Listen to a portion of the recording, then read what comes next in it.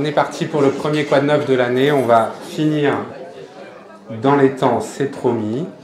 L'idée, c'était d'être encore plus bienveillant avec vous ce mois-ci en parlant de notre santé à nous, médecins, et aussi de nos patients. La première étude qu'on va concerner l'alimentation bio, vous en avez forcément entendu parler. Vous savez qu'on a finalement pas mal de données sur les pesticides. Donc ça, c'est une revue de la littérature de 2016, ce n'est pas l'article dont je vais vous parler après. Et on a quand même pas mal de données sur la carcinogénicité des pesticides. Je vous fais là un rappel, et avec des preuves assez évidentes du côté cancérigène des pesticides. Pour autant, le lien avec l'homme n'est encore pas complètement établi, entre guillemets, et notamment, est-ce que si l'on mange bio, c'est-à-dire avec peu ou pas de pesticides, est-ce que l'on a une diminution de notre risque de cancer? C'est une étude française dont vous avez forcément entendu parler, qui est sortie au mois d'octobre, dans le JAMA, qui a fait l'objet de plein de publications dans la presse grand public. Là, je vous ai mis Le Point, Le Figaro aussi. J'ai voulu attendre un petit peu, 2-3 mois, attendre quelques commentaires d'experts et critiques d'articles avant de vous la présenter, notamment pour une raison importante de prudence, c'est que on se souvient tous des images de souris ayant mangé du maïs transgénique en 2012, un article d'une unité INSERM de Caen, je crois, mais je ne veux pas dire de bêtises, qui a été officiellement démenti avec d'autres études. Il y avait déjà des limites qui avaient été pointées initialement et qui étaient officiellement démenties par un article officiel qui est paru aussi dans le JAMA en décembre 2018. Donc prudence pour l'article dont je vais vous parler. Vous avez répondu faux, que le fait que manger bio diminuerait le risque de cancer du sein, de la prostate et de lymphome non hodgkinien. Effectivement, vous allez voir que ce ne sont pas ces trois lymphomes, on n'a pas vu une diminution pour ces trois cancers. On va voir ensemble. Alors, cette étude, c'était une étude française, prospective, faite à partir de questionnaires en ligne. Elle s'appelait l'étude Nutrinet Santé. Donc, bien sûr, comme c'est un questionnaire en ligne, on voit tout de suite les limites. C'était principalement des gens jeunes, plutôt des femmes, plutôt connectés, avec un tropisme particulier vers l'alimentation bio.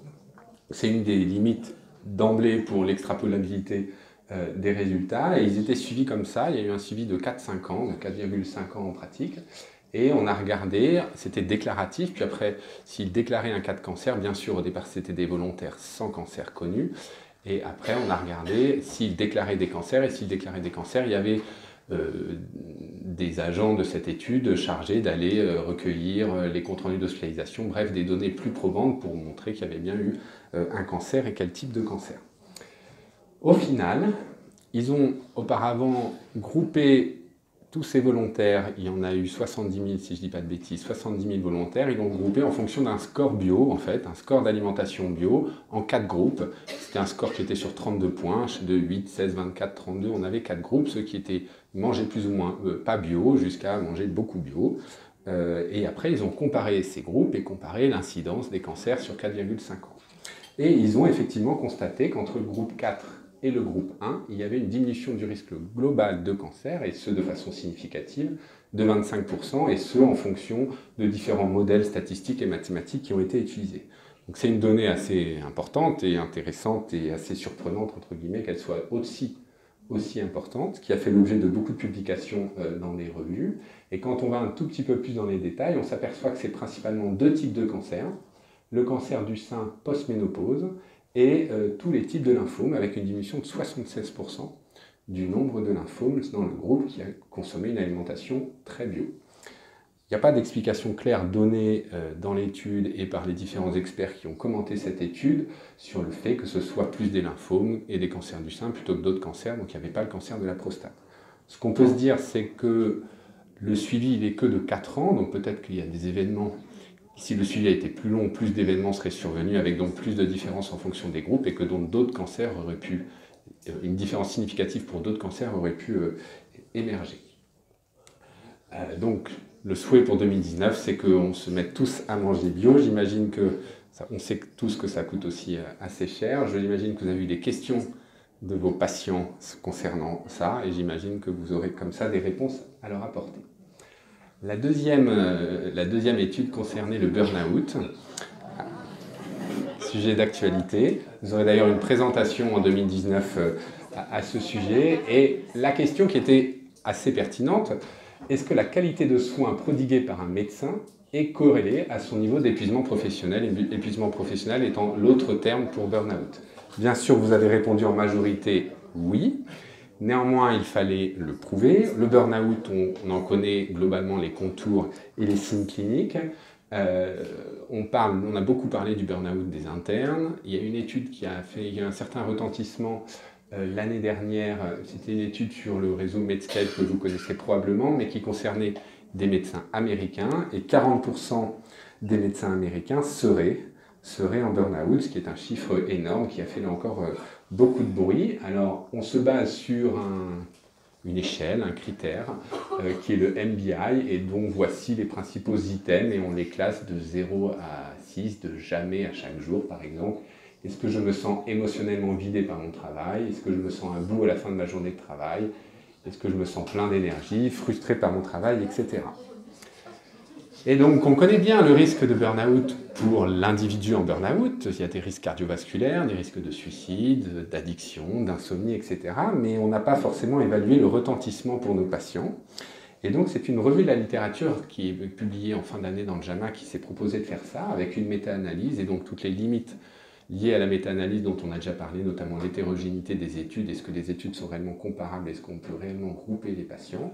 Il n'empêche qu'ils ont gardé 47 études. Sur ces 47 études, ça représente à peu près 43 000 médecins. Et ils ont regardé si les médecins avaient globalement de moins bons résultats, si les patients étaient moins satisfaits et s'il y avait plus d'incidents, de iatrogénie liés quand un médecin était en burn-out. Et bien évidemment, en gros, il y a 2 fois plus d'incidents, des résultats 2 fois moins bons et des patients 2 fois moins satisfaits, avec une différence significative et un intervalle de confiance qu'il ne comprend pas. Alors c'est un sujet qui est un sujet d'actualité maintenant. Il y a eu une campagne ces dernières années qui consistait à dire prenez soin, adressée aux soignants et aux professionnels de santé, qui consistait à dire de prendre soin de vous pour mieux soigner. Je ne sais pas si vous avez eu l'occasion d'avoir un débriefing, un résumé du rapport sur la recertification et l'avenir du DPC qui a été rendu par le professeur Serge Usan. Et dedans, il y a 5 critères de retenue et un critère de DPC sera d'avoir pris soin de soi. Alors les critères sont encore à définir, on est bien d'accord, mais n'empêche que c'est rentré un petit peu dans les mœurs, et donc probablement qu'il faudra justifier d'avoir pris soin de soi pour être validé DPC. Donc on envisage plein de choses, voilà, des séances, des séances de massage lors des staffs, etc. Et on pourra objectivement dire que l'on a pris soin de nous. Troisième étude, j'ai encore 2 petits mots à vous dire. La troisième étude concernait l'appendicite non compliqué. Vous savez qu'on en a parlé il y a 3 ans, c'était un article du New England paru fin 2015.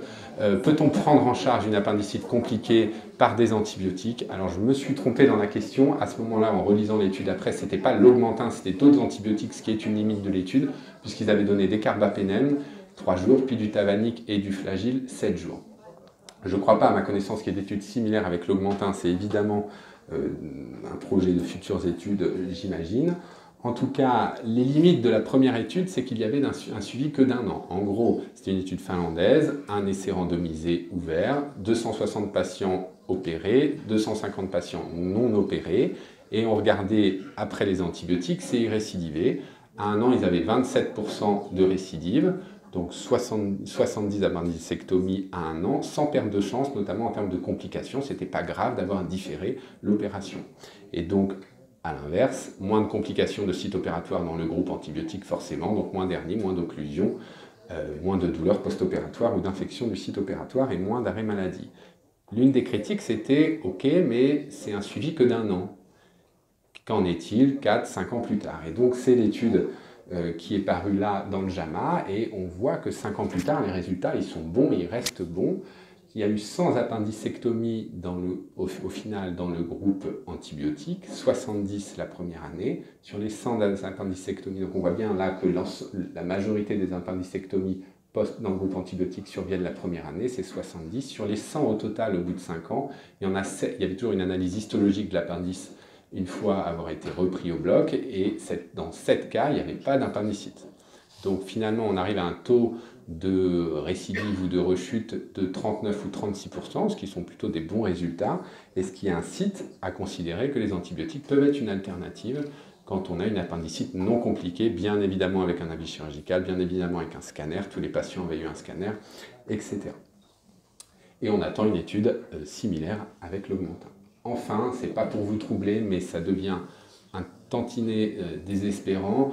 On a beaucoup parlé des statines lors des staffs depuis 4 ans. Il y a une nouvelle recommandation américaine. On attendait une nouvelle recommandation française qui est arrivée en 2017.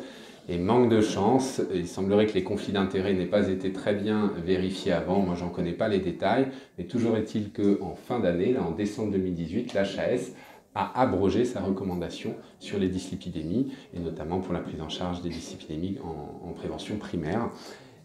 Donc c'est un problème, c'est pas une très bonne nouvelle, et du coup, on ne sait plus trop quoi dire sur les dyslipidémies.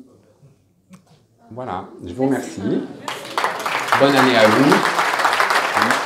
Mangez bien, dormez bien, formez-vous, ça c'est bon, et surtout ne me redoutez pas s'il vous plaît. On se voit le 7 février pour une présentation sur le lymphodème et les compressions veineuses, et sur le score calcique dont on parle beaucoup en ce moment par le docteur Mekbemado. Merci à vous et bonne galette.